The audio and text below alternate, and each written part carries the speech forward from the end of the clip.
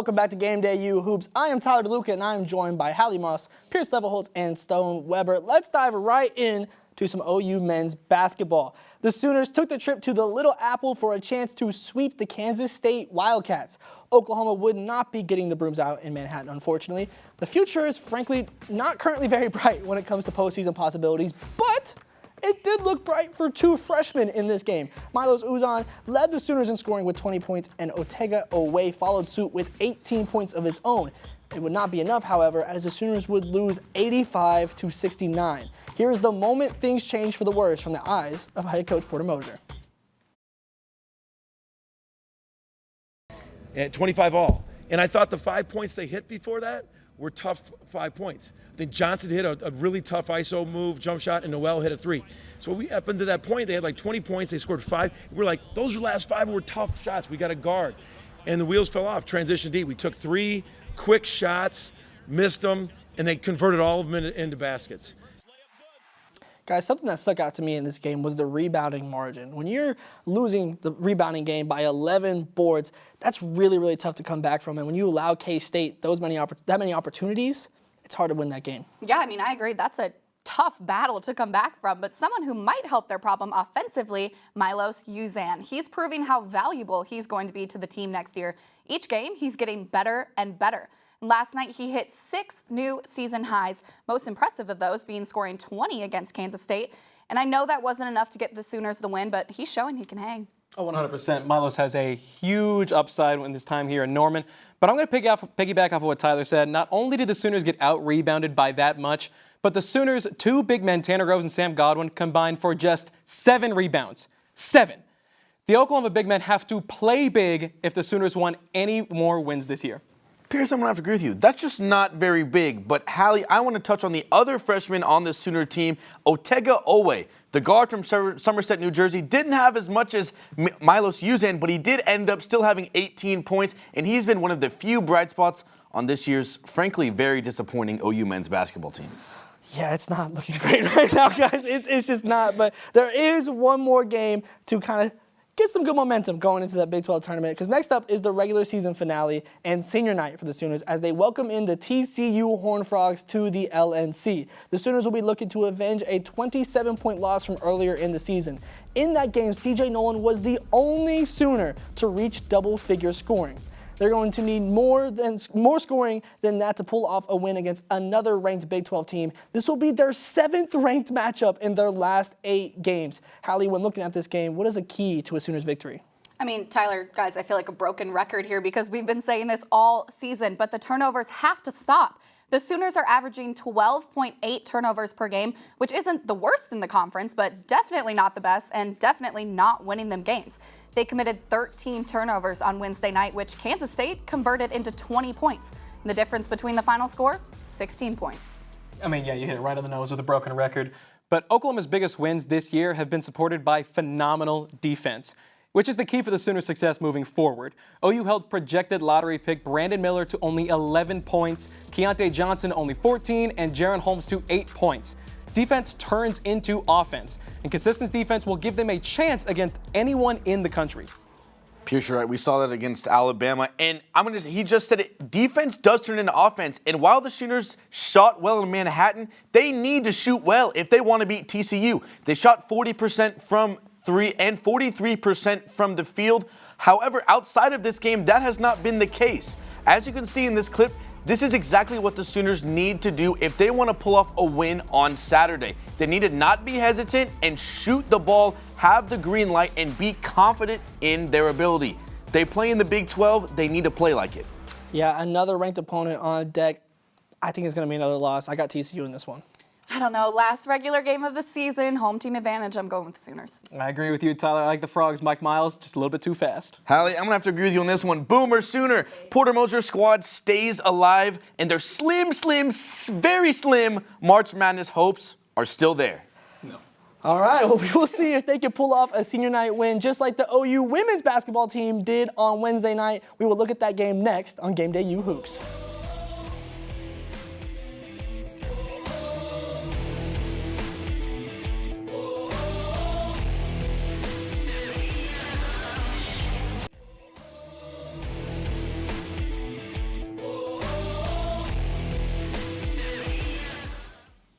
Welcome back to Game Day U Hoops. It was a special night at the LNC on Wednesday night as the most decorated senior class in OU women's basketball history was celebrated. But before that celebration could begin, there was a game to be played. And man, was it a good one. The Sooners welcomed in Kansas State, who are being led in scoring on the year by a very familiar face in former Sooner Gabby Gregory. The Sooners led by as much as 22 points in the second quarter, but a third quarter run by the Wildcats would make it a game. Ultimately, the Sooners would find themselves down, but a Skylar Van layup to send the game to overtime where the Sooners would win 90-86. Here's Ana Yanusa's thoughts on the game-tying play. Yeah, I think we do a lot of situational things like that in practice. Coach Jenny has drawn some things up like that before, and so I don't know. I had a lot of belief.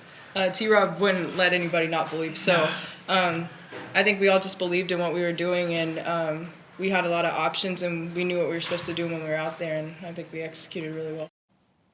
Well, man, it goes without saying that those 2 points by Skylar Van were huge, but that was just 2 of 23, which was her career high in scoring. Plus, she had the 2 free throws at the end of the game in overtime to ice it. Huge game from Van. Yeah, she had a game, but it wasn't enough. And the Sooner men might have struggled against K-State, but Jenny B and her squad were not letting those Wildcats out of the LNC with a W. Winning the game in overtime, losing a 22-point lead. It was an emotional night with T-Rob even shedding a couple tears with her fellow senior Maddie Williams for their last regular season home game. I mean, yeah, you hit it on the nose. OU men's team has been struggling a lot. They struggle with rebounding a lot as well, but the women's team dominated the Wildcats off the glass. Oklahoma out-rebounded Kansas State 51-33, 17 offensive rebounds. Those extra possessions add up. You guys talked about dominated. They came down the stretch. I'm going to be honest, though. They got lucky last night. Kansas State had free throws at the end of the game to ice it, and they couldn't do it. OU capitalized that, but the fact of the matter is Jenny Baranchek's squad needs to be playing better against the 9th best team in the Big 12. Yeah, a team like the OU women's basketball team that snowballs so heavily, if you get up to that 20-point lead area, you can't let that go by. But they were able to get a win, and with that win and a Texas loss to the Baylor Bears, the Sooners now move back into a tie for first place in the Big 12. And now, this might sound familiar, a rivalry game with a chance to take control of their Big 12 title hopes. OU will be heading to Stillwater, and if they win, they secure the honor of at least the co-Big 12 regular season champ. Here's how Jenny Baranchek is feeling after her team and about her team after the K-State win. The lessons that we've got to continue to learn. It's March 1st. You know, there's some things you can really focus on getting better at, but it's your cohesion, your belief, like your confidence. That's what you need to continue to go forward. And so that's something that I think this game today, although we're not proud of some of that, I think there's moments where we're going to have a lot of pride. Last time the Sooners were in a big matchup against an orange rival, it did not go great, let's just be honest. And this time, they'll be looking to prevent that from happening. It was a bedlam victory and a high-scoring shootout for the Sooners earlier in the year. Hallie, what are you focused on in this game as the Sooners look to bring out their bedlam brooms? Well, Tyler, to win this game, the Sooners are going to have to stop Oklahoma State's offense. Now, OU may be the leading Big 12 offensively in points, but OSU is right there behind them. And not only do they lead the conference in field goal percentage, but also three-point percentage. And they don't even have the three-point queen on their team. I mean, we're talking about the top 2 offenses in the Big 12 right now. It's going to be a fast-paced and a high-scoring game. Yeah, and in fast-paced games, it can be very easy to turn the ball over. In all 5 of the Sooners' losses this year, they have lost the turnover battle. As you can see here, OU finished with 22 turnovers in a must-win game against Texas at home. Oklahoma has the ability to outscore everyone in the country, but when you give the ball away that frequently, it's going to be hard to make a postseason push. The Sooners have to clean it up if they want to play their brand of basketball. Yeah, Pierce, you're exactly right. Turnovers are something that affect all of your game, every aspect of your game. But let's not get it mixed up here. Taylor Robertson is the greatest shooter in the history of college basketball, but she has been slacking recently. Now, she wasn't slacking last night, but in the loss to Texas, she had just 6 points and was 2 of 8 from the floor. Last night, though, she had 15 points, all of them coming from downtown. If OU wants to make the Final Four in Dallas, Taylor Robertson needs to evolve her game and be able to make plays outside of shooting the 3-ball. All right, well, I'm so excited for this game. It's going to be like a tennis match more than a basketball game. Just watching them back and forth and back and forth. But I think that OU is going to be able to outlast Oklahoma State and secure their Big 12 regular season championship, their first one since 2009. I'm with you, and hopefully speaking this into existence, Texas will lose to Kansas State. And Oklahoma will beat OSU, giving Jenny and the ladies the Big 12 championship they deserve. Yeah, I like the Sooners here as well. The difference between good and great teams with long seasons like this, when you get hot. I like the Sooners to get a lot of momentum here and make a long postseason push. OU wins at Gallagher Eye, but Texas wins as well, and that gives the Sooners all the more motivation to get that Big 12 tournament championship in Kansas City. All right, well, the Sooners will be looking to clinch that Big 12 title, but another team in the state looking to clinch is the Thunder and their playoff spot. We will check in with OKC next on Gameday U Hoops.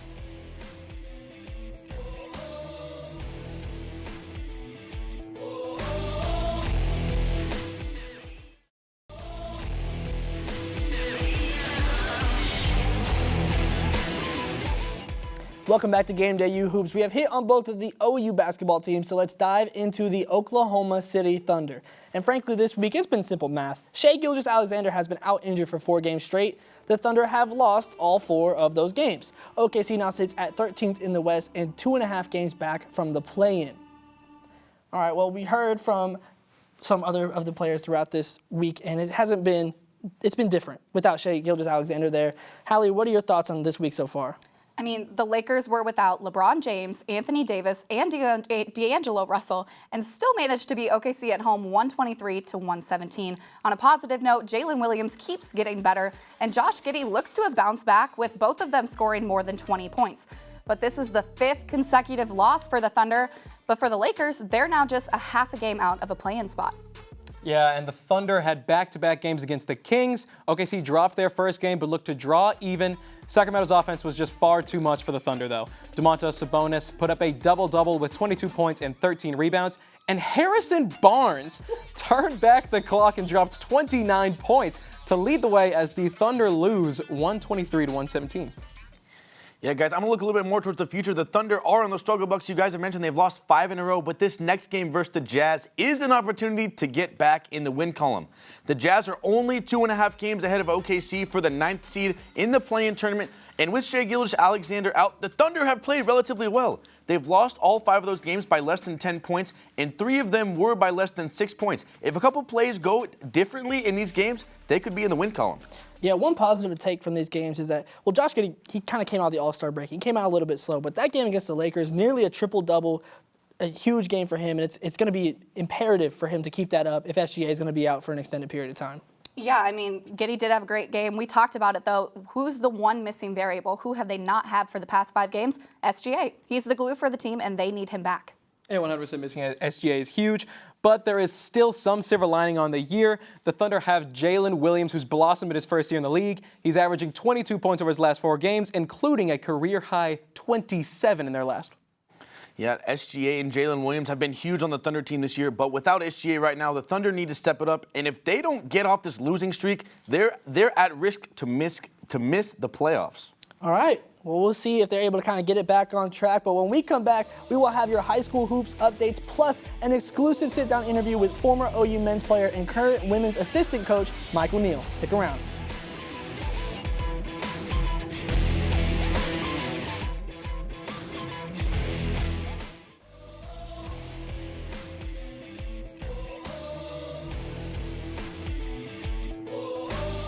Welcome back to Gameday U Hoops. It is time to hit on some high school hoops with Gameday U's resident high school expert, Brig Bates. Brig, take it away.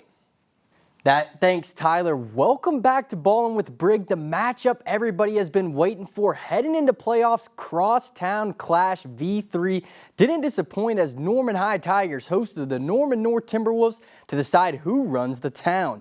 We tip off at Norman High, and the home court advantage was certainly there with a packed Tiger student section. Norman High Tigers start off hot with a 7-2 run, backed by a deep 3 from 6'7" Matthew Willenborg. But the Norman North Timberwolves gain momentum with ball movement finding the backdoor cut as Ben Moser lays it in. But the Tigers' twin towers, both 6'7", Trajan and Marquise Cone-Pierce, show off the brother bond back and forth for the bucket. Tigers lead 42-36 heading into the 4th. But the T-Wolves strike back with a 6-0 run from an and-one dunk in a game-tying huge three from Nate Lancaster. But it wasn't enough as the Tigers roll past the Timberwolves 56-47. And guess what? We continue our high school hoops coverage as Emily LeBeth breaks down another playoff matchup. Yes, Brig.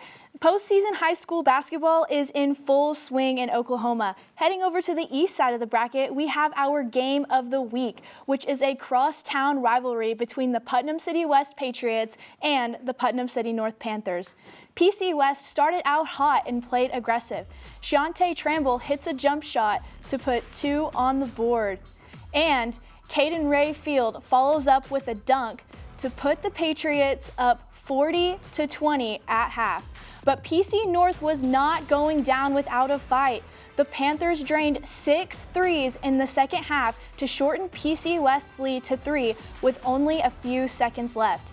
In their final chance to tie the score, Kawan Payne puts up a 3, but he does not capitalize, and the Patriots secure a 60-57 playoff road win and a regional championship. Now that's it for high school hoops this week. And Tyler, your Norman Tigers got the win. Do you think they'll go all the way? Oh, I absolutely think they do. They already took care of Norman North. It's only a matter of time, thanks to both Brig and Emily. Earlier this week, I got the chance to sit down with former OU men's basketball player and current women's basketball assistant coach Michael Neal for an exclusive one-on-one interview.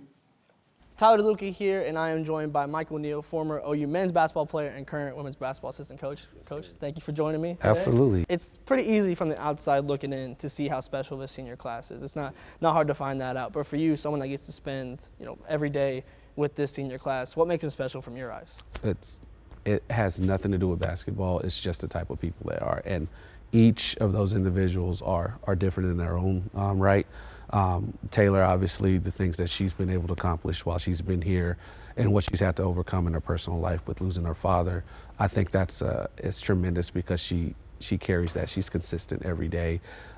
Maddie's energy and how vibrant she is will definitely be missed, but I mean, she's gone from different spectrums of what's required of her and what's expected of her in practice, and what she brings is invaluable in regards to scoring and being as versatile as she is. And Anna, I mean, I don't think there was a year that she hasn't been injured, and she's still going. Missing those 3 whenever they leave is going to be a hard thing to replace, but at the same time, right now in this moment, I think it's a cool thing. So flipping the script a little bit, I mentioned earlier that former men's basketball player here. You're so kind of on the other side of things, the men's basketball program right now. What do you kind of think of? Obviously, kind of building towards the future with this season. What are you kind of thinking of what Porter is doing with this program so far? He's holding them accountable, and they're competing, and they're in just about every game. So, like some of those things, I mean, it could have gone either way. The season could look way different for them if, they capitalize on a few more opportunities in some of those games. But I'd be tremendously excited because, one, they're going to defend and they're going to always figure out ways to score. So if you're not behind them now, don't jump on the bandwagon later whenever they start doing well. That's what I say. But I think he's doing a tremendous job. I think regardless of the situation, whenever it comes to wins, losses, I mean, they're getting better, and it's going to be exciting to watch them moving forward. Coach, appreciate your time. Thank you for sitting down with me. Thanks again to Michael Neal for taking the time for that interview. But when we come back, we will have some subs coming in for some pick'em. You won't want to miss it.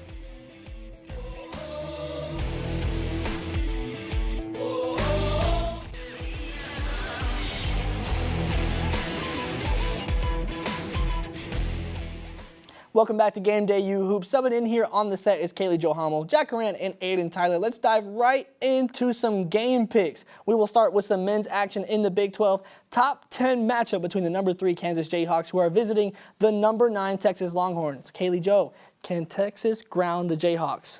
Tyler, it really pains me to say this, but I'm saying hook 'em horns. Throw it up. No, too far. Okay. The Longhorns are almost unbeatable at home. They're 16-1 to be exact. They're averaging 80 points a game, but 85 at home. Texas is going to take advantage of this and snap the Jayhawks hot streak. Kaylee, I'm going to have to agree with you. Home court matters so much in the Big 12, so I am also going with Texas. KU has been bouncing back after a losing streak, but I still like Texas here. KU's bench lacks depth, and look for Marcus Carr to light up the KU defense. Unfortunately, I've got to disagree with the both of you. Kansas took the previous matchup 88-80 in Lawrence, and the Horns just lost a battle against TCU on the road. While Kansas scraped by Tech at home on their senior night, I fully expect Grady Dick and the Jayhawks to sweep the Longhorns and head into the conference tournament red hot as they prove why they're either the best team in the Big 12, but also the country. The country's a big thing, but I know where you guys draw the line now. You'll pick Texas, but you won't throw the Hook'em Horns. Got it. But on to another top 10 men's matchup. Let's travel out west for the number 8 Arizona Wildcats traveling to the City of Angels to play number 4 UCLA. Kaylee Jo, are the lights going to be too bright for Arizona? No, Tyler. Arizona is taking this rivalry because of one name, Tubelis. If he wants Pac-12 Player of the Year, he needs to show out and lead his team to victory. He averages almost 20 points a game and 9 rebounds, and I think he'll prove it with a Wildcat win. Kaylee, I'm going to have to disagree with you. I'm going with the Bruins in this game. UCLA has not lost a single game at home this year, and that's not going to change. Give me UCLA. I just 100% have to agree with that. Arizona just lost to their rivals 89-88. UCLA on an 8-game tear and has not lost at home all season, like you said. They're the 4th-ranked team, and they are going to show why. I expect Jaime Jaquez Jr. to have a big night scoring and cleaning the glass in a close game, but a UCLA win. Okay, we'll see if Arizona is built for the big stage, but that is going to do it for us here on Game Day U Hoops. For Kaylee Hommel, Jack Corrant, and Aiden Tyler, I am Tyler DeLuca, and we will see you next time on Game Day U Hoops.